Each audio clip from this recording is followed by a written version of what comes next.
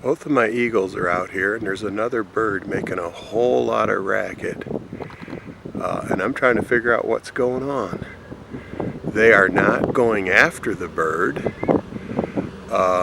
They're both just perched. I've got to look at one of them. The other one's in another tree about 50 feet away. I don't know if I can pan over and you can see.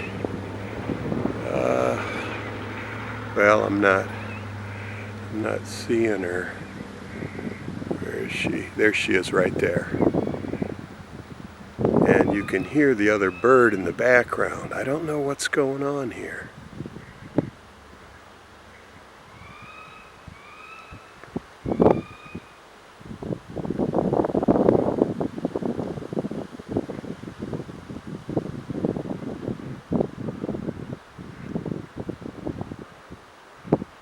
I've been outside burning leaves, and I heard this noise that you're hearing now.